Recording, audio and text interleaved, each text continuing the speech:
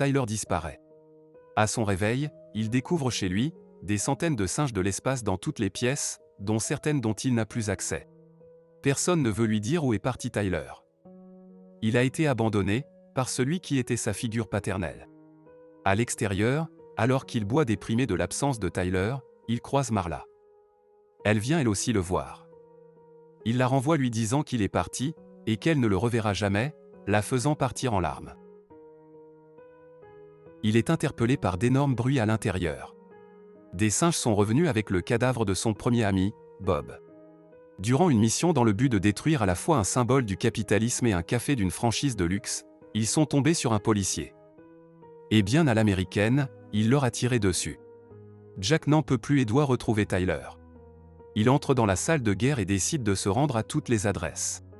Durant son voyage dans toute l'Amérique, il découvre que des fight clubs ont éclos dans tout le pays, et à chaque adresse, des fidèles de Tyler. À un bar, il rencontre un homme qui semble le connaître. Il lui répond qu'ils se sont déjà vus mais ne l'appellent pas par son nom. Il l'appelle Tyler Durden. Dans l'incompréhension, il rentre directement à son hôtel et appelle Marla. Il l'interroge sur leur relation mais ne comprend pas ses réponses. Elle lui reproche des événements qu'elle a eus avec Tyler, avant que, elle aussi, ne l'appelle comme ça. C'est alors qu'il apparaît. Par magie, Tyler est devant lui. Tyler n'existe pas, et n'a jamais existé.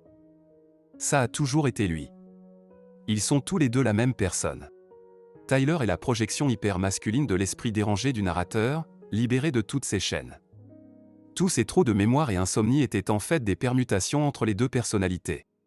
Les bagarres, conversations, les relations charnelles avec Marla, c'était avec lui. Tout ce qu'il a envié de Tyler, c'était lui-même qui les a accomplis, ses hautes actions, dangereuses, braves, courageuses, toutes. Ses performances exceptionnelles au lit, c'était aussi lui. Tyler est une version de lui qui a confiance en lui. Son ancien lui impuissant résiste néanmoins encore au changement, mais Tyler l'assure. Petit à petit, il prendra le contrôle et deviendra totalement Tyler Durden.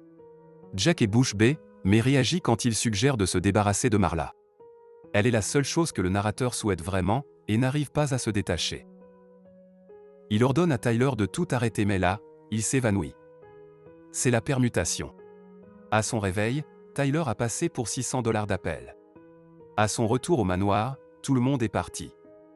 Dans le sous-sol, tout l'attirail pour créer des bombes artisanales en grande quantité, laissées à l'abandon. Il sait qu'il sait ce qu'il se passe, mais n'a pas accès aux informations. Il s'empare des documents et autres plans des projets de destruction du projet Chaos, avant de rejoindre Marla. Sans surprise,